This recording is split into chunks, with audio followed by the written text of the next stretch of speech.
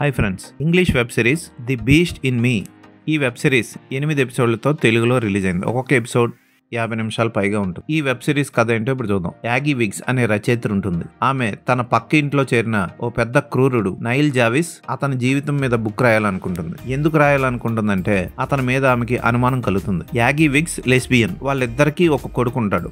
ఆ కొడుకు చావుకు కారణం ఓ కుర్రాడని చెప్తుంది నైల్ జావిస్ తో. అయితే ఈ నైల్ జావిస్ మర్నాడే వాడిని చంపేశాడని ఆమె అనుమానపడుతుంది.